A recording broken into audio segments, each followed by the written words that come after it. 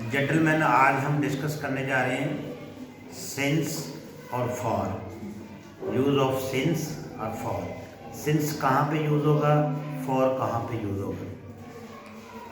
ये चीज़ अक्सर नोट की गई है कि बच्चे जो है सिंस और फॉर के यूज़ में कंफ्यूज हो जाते हैं। आज मैं ऐसा तरीका बताऊंगा, आपकी ये कंफ्यूजन जो है वो दूर हो जाएगी। सबसे पहले देखें सिंस। सिंस जहाँ पे लगेगा उसका मतलब होगा फिक्स टाइम। फिक्स टाइम, जहाँ पे टाइम जो है वो तय कर दिया जाए। सही है, एक फिक्स टाइम। और जो फॉर होता है, फॉर में ड्यूरेशन जो है ये तय कर दी गई। अब इसकी मैं एग्जांपल देता हूँ कि जिसमें आपका जो है वो कोई भी, जिस तरह नेम ऑफ ईयर, जैसे 2002, 1974, कुछ भी। उसके बाद कोई भी ऐसा टाइम, जिस तरह जैसे मॉर्निंग, इवनिंग। अच्छा, उसके बाद 7 o'clock यानी ओ क्लॉक, कोई भी टाइम हो। अच्छा जी, उसके बाद टाइम हो 11 AM या 11 PM वगैरह। ठीक है, उसके बाद क्या हो जाएगा जी कि वीक वगैरह। वीक यानी जो हफ्ता होता है, यानी लास्ट वीक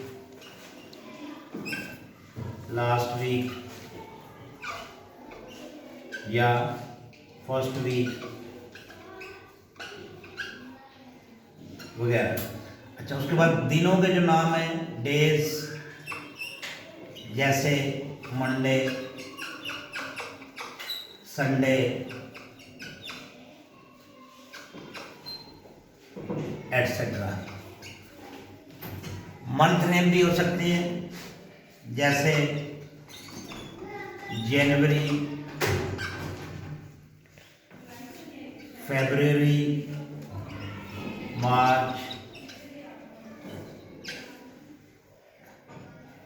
एटसेट्रा। अब चलते हैं फॉर की तरफ। तो फॉर में क्या होगा, ड्यूरेशन, यानी जो तय हो जाए कि वक्त तक जो है कैलकुलेट हो जाए। ठीक है, जिस तरह नंबर्स मीन 7, 8, 10, कुछ भी, यानी 7 दिन, 8 दिन। इसी में ये जो ईयर्स वाला आपने इस्तेमाल किया है, यहाँ पे हमने ईयर्स लिखना है 1974, 2000 वगैरह। तो जहाँ पे आप ईयर्स जो है वो लिख सकते हैं। ईयर्स जहाँ पे यूज होगा, फॉर में भी यूज होगा। फॉर में क्या होगा, 7 years, 2 years वगैरह। अब टाइम में आ जाएंगे, तो यहाँ पे हमने लिखा था 11 AM, PM, 7 o'clock या कुछ भी ऐसा। तो यहाँ पे हम लिखेंगे टाइम में हम क्या लिखेंगे, जो कैलकुलेटेड टाइम हो, ड्यूरेशन फिक्स हो, यानी 2 hours, 3 hours, एटसेट्रा। इसी तरह हम वीक में जाएंगे, यहाँ पे लास्ट वीक, फर्स्ट वीक वगैरह था। तो यहाँ पे आ जाएगा, आपने क्या लिखना जी, 2 weeks, 7 weeks, एटसेट्रा। कुछ भी 7 दिनों से, 7 हफ्तों से। अच्छा, डेज आ गए मंडे, तो यहाँ पे डेज नहीं आएंगे, 2 days, 3 days, etcetera. 2 days, 3 days, यानी तय हो गया। ड्यूरेशन का मतलब होगा कि एक चीज जो है कैलकुलेट हो गई। अच्छा, इसी तरह मंथ है, तो यहाँ पे जनवरी, फरवरी, मार्च आ सकता है। तो यहाँ पे आता है 1 month, 2 month, 2 years वगैरह, कुछ भी वो ऊपर डिस्कस हो गया। तो इसमें ऐसा हो सकता है कि आप जो है अपना मतलब जो कैलकुलेटेड टाइम है, ड्यूरेशन जो है वो बता सकते हैं। ये हो गया सिंस और फॉर का ओवरऑल। अब हम इसको यूज़ करने का तरीका जो है वो मैं सेंटेंस बनाकर आपको बताऊंगा, जिसमें आपको समझ आ जाए कि इसको कैसे यूज़ करते हैं। ठीक है, यहाँ तक समझ आ गई? यहाँ तक सब बच्चों को समझ आ गई? डस्टर किधर? अब मैं इसके सेंटेंस बनाता हूँ फॉर के और सिंस के। यहाँ तक क्लियर है? अब चलते हैं आगे। अब यहाँ पे मैं लिखता हूँ, सबसे पहले ईयर वाले का बनाएंगे, ईयर्स। यानी हमने कहा था कि सालों का अगर बनाना है तो वो कैसे बनाएंगे, सिंस कैसे यूज करेंगे, फॉर कैसे यूज करेंगे। यानी मैं कहता हूँ कि he has been living in this home. अब यहां पे मैं कहता हूं कि 2002 से, तो लिखूंगा सिंस 2002। यहां पे मैंने क्या लिखा कि वो यहां पे 2002 से रह रहा है, वो यहाँ पे 2002 से रह रहा है। इसको हम फॉर में कन्वर्ट करें तो 2002 और ये 2024 है, तो हम ये लिख सकते हैं कि वो यहाँ पे इस घर में 22 साल से रह रहा है। तो यहाँ पे अगर 2002 लिखेंगे तो सिंस लगेगा। अगर हमने इसको फॉर के ज़मरे में लाना तो टोटल कैलकुलेशन कर लेंगे, ड्यूरेशन बना लेंगे। तो यहाँ पे लिख सकते हैं he has been living here, या इन दिस होम लिखा था मैंने, in this home for 22 years. मेरे ख्याल में समझ आ गई होगी। अगर हम 2002 लिखेंगे तो सिंस लगेगा, अगर 22 साल कैलकुलेट कर लेंगे, तय कर लेंगे, तो फिर हमारा 22 ईयर लगा के फॉर लगाएंगे। इसी तरह अगर टाइम का हो, टाइम का मैंने कहा था, टाइम वीडियो लंबी हो जाती है इसलिए मैंने कहा टाइम का हो, तो मैं कहता हूं कि he has been reading since 7 o'clock। ठीक है, वो 7 बजे से पढ़ रहा है।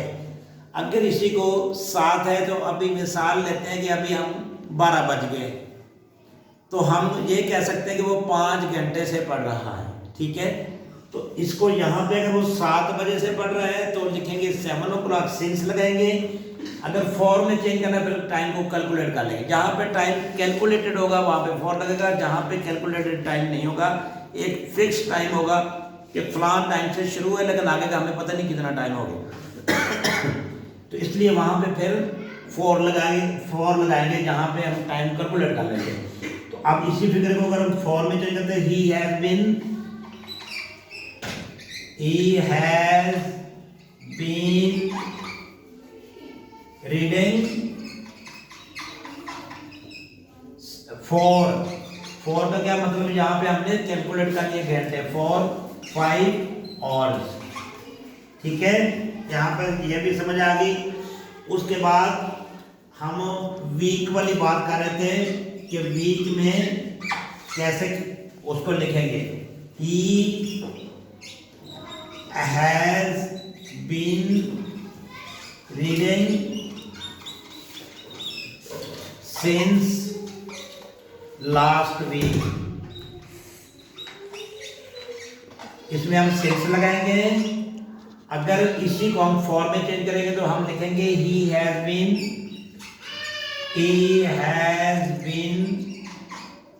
reading for 1 week। ठीक है, यही हमने जब उसको चेंज किया तो वो जब यहाँ पे हम लास्ट वीक लिख रहे तो सिंस लगेंगे, और 1 वीक लिखेंगे या 2 वीक या 4 को हम फॉर लगा देंगे। डेज की बात हो जाएगी। डेज यहाँ पे हूँ उसको हम सिंस लगाएंगे। जैसे हम लिखते हैं कि he has been reading since Monday. He has been reading since Monday, यानी वो मंडे से पढ़ रहा है। इसी को अगर हम फॉर में चेंज करेंगे, अगर मंडे है मिसाल के तौर पर, तो अगले हमारे पास ट्यूसडे या वेडनेसडे है तो ट्यूसडे होगा तो हम कहेंगे 1 डे, अगर वेडनेसडे है तो हमारे 2 डेज हो गए। तो हम ये भी लिख सकते हैं कि ही है, अगर फॉर में लगाएंगे तो he has been reading for 2 days, ठीक है, फॉर 2 डेज। इसलिए हमारे पास ये वाला फॉर और सिंस वाला जो ऑप्शन है यहाँ पे हम यूज कर लेंगे। तो मेरे ख्याल में आपको समझ आ गई होगी कि हमारे पास जहाँ पे कैलकुलेटेड टाइम ना हो, फिक्स टाइम हो, ड्यूरेशन का पता ना हो, वहाँ पे सिंस लगाएंगे। जहाँ पे टाइम फिक्स ना हो, टाइम कैलकुलेटेड हो, यानी हमें ये नहीं पता कि वो 12 बजे से शुरू किया है, पिछले साल से किया है, पिछले दिन से किया है। हमें ये पता है कि वो 10 दिन से काम कर रहे हैं, 2 घंटे से कर रहे हैं, 1 हफ्ते से कर रहे हैं, 1 साल से कर रहे हैं, 10 महीनों से कर रहे हैं। तो वहाँ पे हम फॉर की तरफ जाएंगे। तो मेरे ख्याल में ये वीडियो आपको बहुत हेल्पफुल होगी, आपको समझ आ गई होगी कि सिंस और फॉर को हम कैसे यूज़ कर सकते हैं। वीडियो अच्छी लगे तो चैनल को ज़रूर फॉलो कर लें, सब्सक्राइब कर लें, वीडियो को शेयर करें दोस्तों के साथ, और अपने जो आपके क्लास फेलोज उनके साथ भी डिस्कस करें ताकि आपको समझ आ जाए। Thank you so much.